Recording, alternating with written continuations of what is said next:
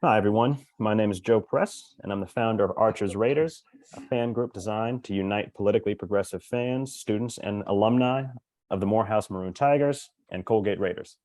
This is the third installment of our interview and profile series called The Remarkable Student Athletes of Morehouse and Colgate. My guest today is Oliver Lynch-Daniels, a grad student studying art history at Colgate University. Oliver is a point guard for the Colgate Raiders men's basketball team. He was the sixth man on last year's team, which won the Patriot League title and earned a berth in the NCAA tournament. Oliver, thank you so much for taking the time to speak with me today. Thank you. So I'd like to start by asking you about your journey to Colgate and your career so far. So first, when you entered the transfer portal after your sophomore year at Houston Baptist, what was the recruitment process like for you, and which schools were you considering? Yeah, so the recruitment process, it started pretty early on, right after, I decided I was going to transfer. I was talking to quite a few schools. I was talking to, William and Mary, Furman, California Baptist, Loyola Marymount, Elon, a couple of UNC Wilmington. And I also talked to Colgate coach Klatsky. He had reached out and, saw that I was transferring. And he was like, we'll be in touch. And the recruitment, when you transfer, the recruitment process is similar to, when you're coming out of high school. But, it requires a lot more, communication that's after the season. And so I was planning on actually going to a lot of these schools and taking visits right as the summer started. So right when the summer hit, I was going to go to these schools, see who was going to be the best fit, maybe play with some of the players on the team and, see how things happen. But at the beginning of summer, I actually got viral meningitis, actually in the hospital for around a week. And so it was just really bad luck. I ended up losing like 25 pounds, and it was a really rough go at it at the beginning, right at the beginning of summer. And I knew I couldn't go really play with anybody at this time. So I knew I had to, try to get back to where I needed to be. And that took around, a month or 6 weeks to get back to playing shape or playing form. And at that time, it was looking like a lot of the options that I did have kind of fell through because they were, had decided, we got our team now, it's the middle of summer. So kind of a lot of things fell through. And so towards the end, all I really was looking at, I had Morehead State, UNC Wilmington, and then it came down to Colgate. And so then it was kind of those decisions later on, very late on in the summer. And, I decided on Colgate between them and kind of UNC Wilmington, which is kind of more of a closer at home option. But I figured, Colgate with the winning success and the program that I wanted to be a part of, it was going to be the best option for sure. So it was a very weird summer of transferring recruitment.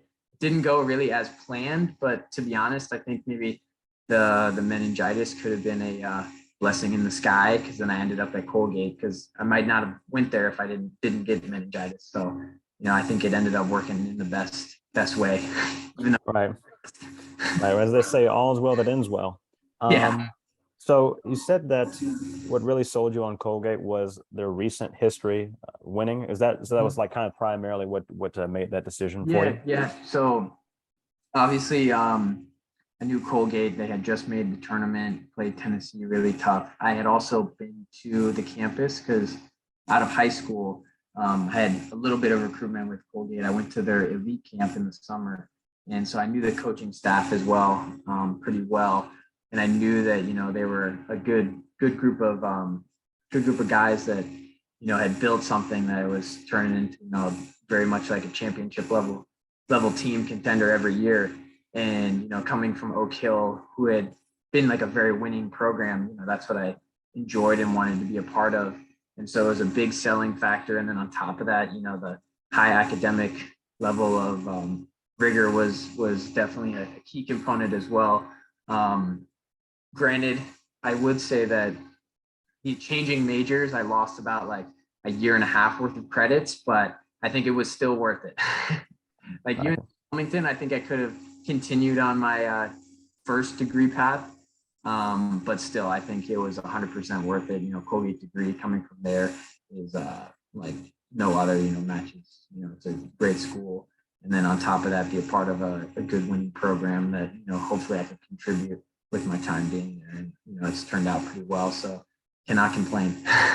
Yeah, definitely. I think it was a win for on all fronts. I Yeah. mean, the education field, we need teachers. So if we obviously Yeah. got you on the court at Colgate, Yeah. contributing to winning there, and Absolutely. hopefully maybe one day we can get you in the classroom Yes, contributing sir. on that front as well. So that's Yeah. awesome. All right, so I think at this point it's pretty uncontroversial, excuse me, to say that Coach Langle is the greatest basketball coach in Colgate's history. What's it like to play for him? It's it's definitely an experience, and he's Coach Langle is, he doesn't get too emotional and never too excited or too defeated, which also helps in the sense of like, when the season's going rough, it's never like, we just keep going down, or if everything's going great, it's like, never like, oh, this is the greatest thing ever. It kind of keeps us, every day getting better. He kind of pushes us every day to get better. Take every opportunity. He tells us every day we come in for like a little huddle before practice, and he's, trying to push us every day to be better, because you only get to play basketball for so long. He tells us you only got a certain number of practices, you only got a certain number of games with the guys that you got out here. So, take advantage of it. And he's a guy that really, pushes us not only on the court, but in the classroom and also in the community. So he's, wants us to do the best that we can to be within our field of, the school, the community, and, push us to be the best people and best individuals we can possibly be, which is a lot of people don't see. Like, obviously you see just him winning games a lot, but, you don't see him, telling us, we got to go, help the community or take advantage of this school, talk, or let's go to this, or, he's pushing us all as much as he can. And, that's a big thing. That's a big part of winning, pushing everyone to be better. Yeah, that's awesome. That culture. Right, absolutely. That's awesome. I mean, it really sounds like a holistic mentor, Mhm. obviously pushing you guys on the court, but also, Yeah. really encouraging you to become better people. Yeah. And Yeah. yeah, that's awesome. Because I think even if he sees us as like, say we didn't have a great season, he's more worried about whether, we became better individuals and helped better the community in the school. Yeah, that's great. That's great. All right, so now I want to shift gears. People often have the misconception that athletes are one-dimensional, that they lack the range to speak on different important issues facing society today. But the fact is that pro and college level athletes are often intimately connected to their communities and the challenges facing them. I think this is especially true of Morehouse men and Colgate graduates. So the first question I want to ask you is actually about North Carolina, where you're from, and a few of the other southern states surrounding North Carolina. So in the last few years, elected officials in North Carolina have passed several laws that they claim will help make elections safe and fair, especially after accusations of voter fraud were made by Trump supporters. Others have claimed that measures like voter ID laws and shorter mail-in ballot windows will make it more difficult for African Americans and others to vote. Do you think that these measures pursued by elected officials have been done in good faith, or do you think they're really designed to hurt people who will most likely vote Democrat? I think they're definitely designed to hurt people who are going to vote Democrat, like you said, predominantly, African American communities and voters, because in the sense, that, there's been, literacy tests and, poll taxes that have been designed to limit African American voters. And these are just, newer, I guess you could call it 2022 ways of doing the same thing, I believe.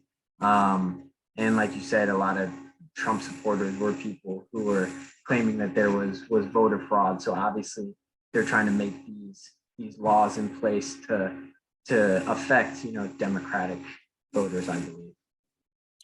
Gotcha. Yeah, I think so. It's so interesting that when the Supreme Court kind of outlawed a specific portion of the Voting Rights Act, I think North Carolina was one of the first states to seize on the opportunity to shift the voting laws in this way. So I think there's definitely a lot of credence to the point you just made. So I want to now discuss a few issues actually being discussed more broadly, debated in our national political discourse. First, the issue of abortion. So, the Supreme Court recently overturned Roe v. Wade, allowing states to make their own abortion laws with no oversight from the federal government. Some Republican majority states have already moved to outlaw abortion completely. What are your thoughts on this? Yeah, I mean, obviously, coming from a background that is religious, I went to Catholic schools and Baptist high schools and a little bit of college.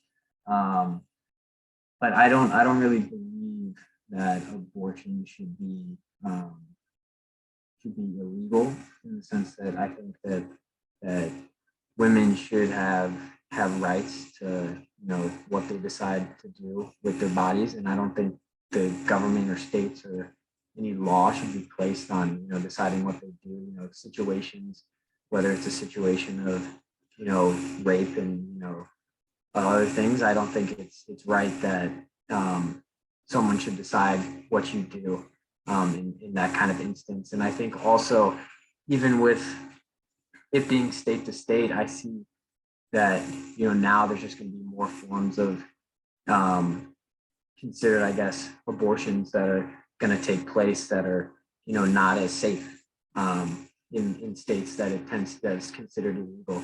And so you might have a lot more you know issues, in the sense that it might not be as safe, deaths. So I think it's just going to become an issue in that sense. So I really don't agree with it. I think abortion should be legal. That's just my thought on the issue. Yeah, and I think you raise a great point there, saying that even with it being outlawed or criminalized in specific instances or in certain states, women who want to get an abortion are still going to try to. Yeah. The difference being is now it's going to be significantly less safe Safe, yeah. than it would be were it legalized and Yeah, were the exactly. procedure done in like a clinic or something. So yeah, I think that's a great point. 100%. All right, here. So moving on. At this point, it's been a couple years since George Floyd's murder at the hands of the Minneapolis police. During the protests following his death, there was much talk about police reform, with some even talking for defunding the police. In the last 2 years, do you think enough has been done to fix issues related to police misconduct and corruption that poor people often endure in impoverished cities and districts? I think I don't think really enough has been done, because I think it's just a tendency of also the media. Like, everything was so heightened at the time when George Floyd was murdered. And you think about all the protests and everybody talking about all the things that need to change within the system. And since then, I don't see any huge changes that have been made. I think there definitely needs to be more, and it's not talked about enough or as much after now it's two-ish years removed. I think there can be more done. And at first, being at Colgate and within the education field, I didn't know much about like the actual term, like defund the police, and what it really meant. And I thought, wouldn't you think to put more money into the police department to make it better? But I can see now taking these classes that I've taken, that defund the police means taking the money and flushing and putting into something that has more value, whether like something that can actually help like individuals that who are disabled or have mental issues for issues with the police, like having a group of people that you call, as opposed to police that take care of those issues. Like a police officer doesn't need to attend to someone that has a mental issue. That should be, its own group. So I do agree with the defunding. At first, I just didn't understand it, and I feel like a lot of people don't understand what that really means. They just think, oh, just take all the money out and just throw it somewhere else, but it's actually being pushed into places that'll actually help. So that's what I think. Yeah, no, I think yeah, that's a really good point. I think it's the position has definitely been misrepresented in the mainstream media. Mhm. Even those who may disagree with it don't really have a good idea of Yeah. what different like police abolitionists or people who support the position really think. And it was interesting. One of my close friends, his girlfriend is a social worker, and to your point, oftentimes social workers do prefer going into what we would consider hostile situations without police backup or support because they're uniquely trained to deal with those Yeah. hostile situations. Yeah. So yeah, I think that's an And it's like excellent point. if you're putting money into those programs, like and those systems, it's gonna better off, and then obviously you won't have as many issues within the police, system. So yeah, it's just better off for sure. Yeah, it really is. It's better for the officers as well. Like Yeah, they're put in less situations that they're not yeah. really trained to deal with. Trained for, yeah. Exactly. All right. So let's see here. Next, I want to talk about the rise in gun violence, recent rise in gun violence in America. So the homicide rate in many cities has increased quite a lot the last couple of years. Our country's also dealt with several high-profile mass shootings in public spaces. What do you think should be done to help deal with this problem? Yeah, I think it's we definitely need to find a way to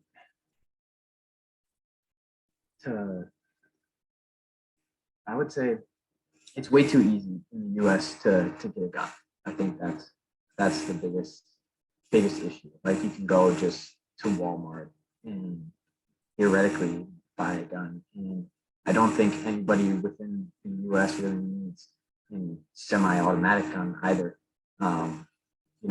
Whether I can see because like obviously being in North Carolina, people it's a very like predominantly like gun, everybody kind of wants a gun or whatever, but you don't need any semi-automatic gun. Whether like you say you're just hunting, you don't need anything like that. And I think it needs to be more difficult to get your hands on any type of firearm. But it needs to be not just background checks, but just also just like different it's like hurdles to get through. Like there's multiple hurdles when you're trying to get your license. I think that should be the same to try and get a firearm.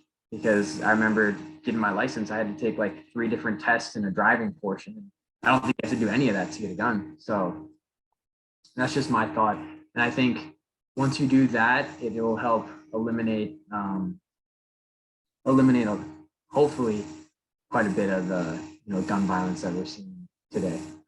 Yeah, I agree. I think there's been plenty of academic studies done that show that, especially to deal with the issue of like these mass shootings, making it just even slightly more difficult for people to acquire firearms Yeah. will deter a lot of these mass shooters from getting the guns that they then use to commit these crimes.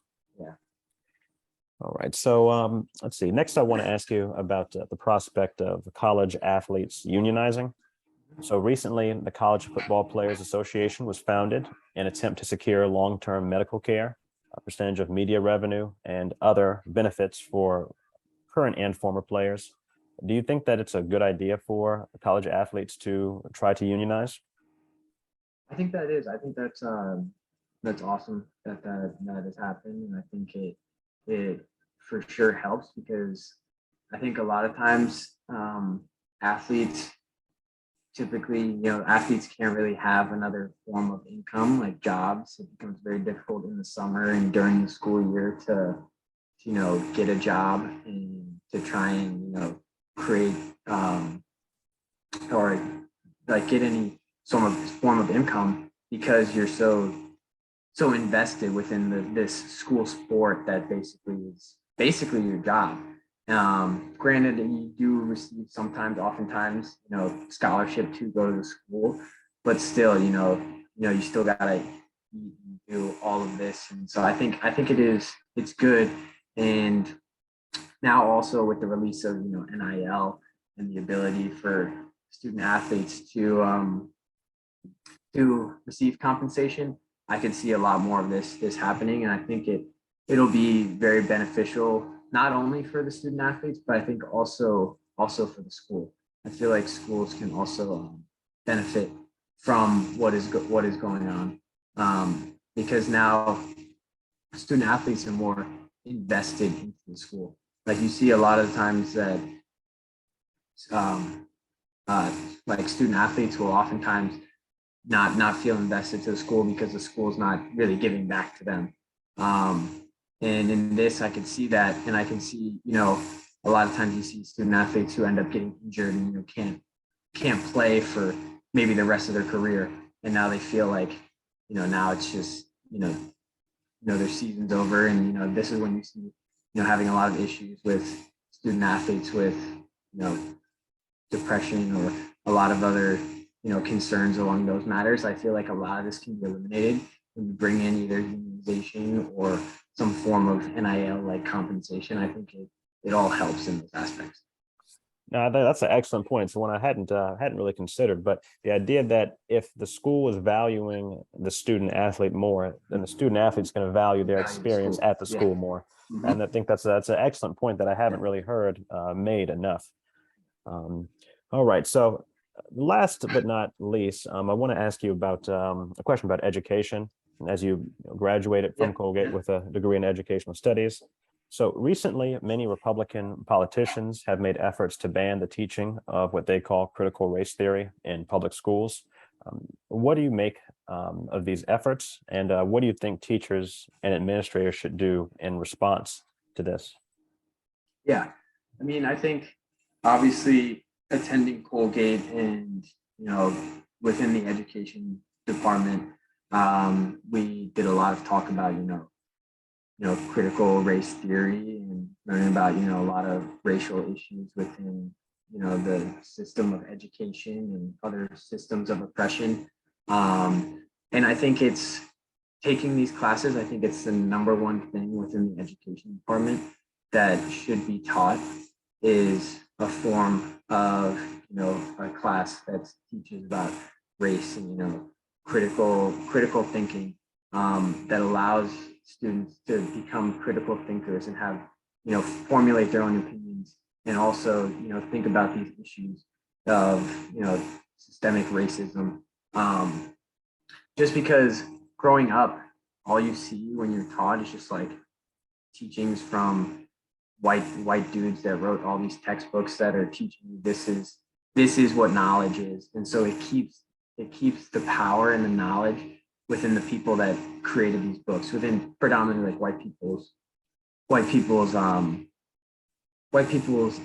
keeps the power within the white people's hands, and so I think that needs to be completely taken out, and kind of rewrote to have classes with critical race theory. And I think it'll for sure help. And the reason why people are banning it and not trying it because they're trying to keep the power within their side. So I think that's why it is being banned pretty much. Yeah, I think it's a fair point, and I think would actually benefit educators if more democratic politicians kind of put it in as plain terms as I think you have. I think that you put it very very well, and it is that's likely what's going Yeah. on. And I think about it as like, no matter what, whether you're a Democrat or Republican, and even if you learn within, a class of, critical race theory, you still are thinking critically. You can make your own opinions about specific things. It's not trying to shift your whole opinion. It's just, here's what you were never taught for the first, 12 years of your life.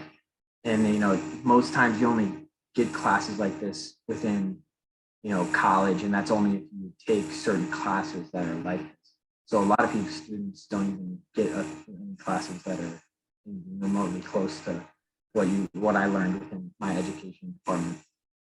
Yeah, no, I think that's a great point. And there's you highlight the difference between making someone aware that something exists Yeah. and attempting to, as some opponents of critical race theory claim, indoctrinate students into Yeah. something. Yeah. And you can be, yes, there's a distinct difference between those two things, and there's certainly no harm in making students aware that something exists. Exactly. Yeah. All right. I think that's all I've got for today. Awesome, man.